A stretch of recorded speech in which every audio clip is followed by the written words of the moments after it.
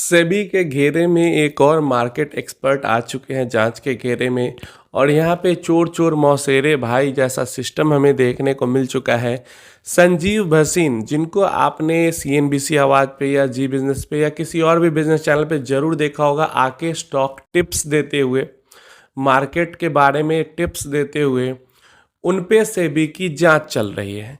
ये चोर चोर मौसेरे भाई इसलिए मैंने कहा क्योंकि ये आईआईएफएल के साथ काम कर रहे थे।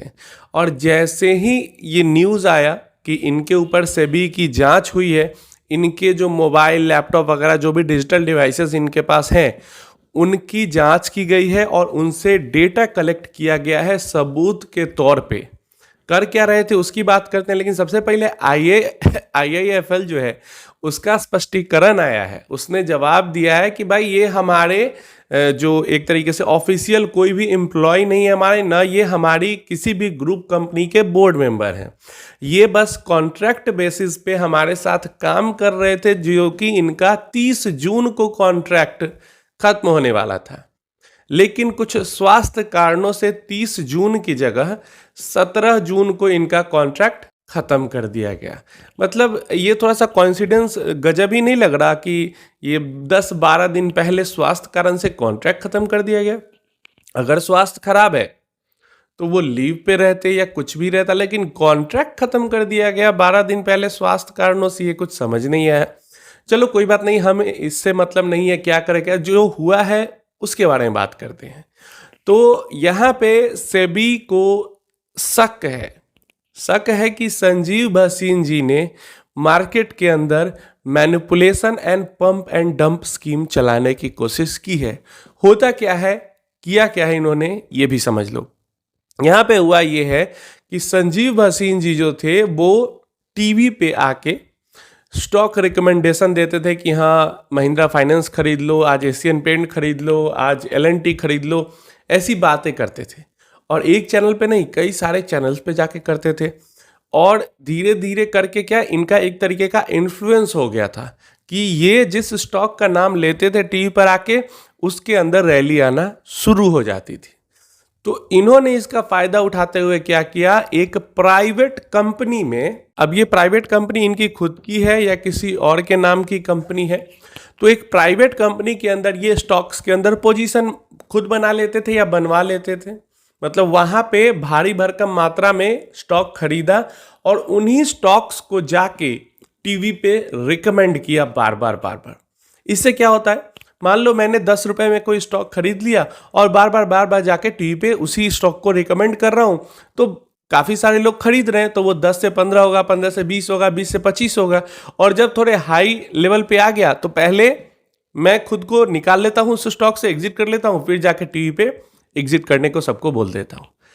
तो ऐसे में क्या होता है, मेरा तो फ्री का फायदा हो गया ना, कि मैं खरीद भी लिया मैंने और श्योर शॉट मेरा प्रॉफिट भी हो गया, और बाद में दूसरों को खरीदने को बोला और बेचने को बोला। तो जब देखो एक चीज क्या होती है कि देखना, ज्यादातर जो एनालिस्ट टीवी पे बैठेंगे वो अगर कोई ऐसा स्टॉक रिकमेंड करते हैं जिनके अंदर खुद की होल्डिंग होती है, तो वो डिस्क्लेमर दे देते हैं कि इस स्टॉक के अंदर मेरी पर्सनल होल्डिंग भी है। पर संजीव भसीन जी ऐसा नहीं करते थे। वो पहले प्राइवेट कंपनी के अंदर स्टॉक खरीदवा लेते थे, उसके बाद जाके टीवी पे रिकमेंड कर देते थे।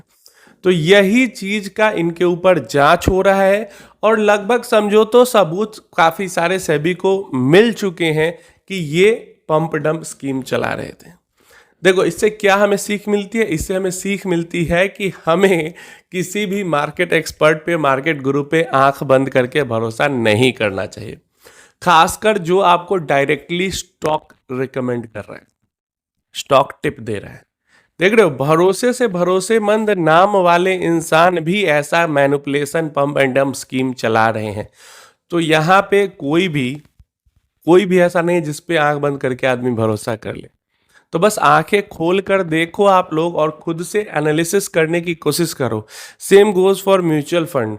कोई भी आपको कह रहा है कि एग्जिट कर दो, कोई जी आपको कह रहा है बेच दो, सारा बेच दो।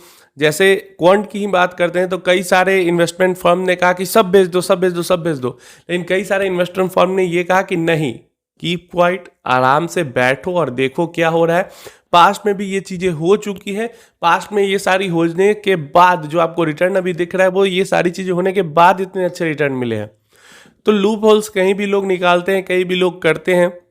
कई लोग तो फेक इन्फॉर्मेशन ऐसा फैला रहे थे कि क्वांट म्यूचुअल फंड वाले क्या कर रहे हैं कि वो कहीं से जो पब्लिक में अवेलेबल, पब्लिक में जो न्यूज़ आने वाली है वो पहले न्यूज़ निकाल के और क्वांट म्यूचुअल फंड वाले ही स्कैम कर रहे थे, फ्रंट रनिंग कर रहे थे।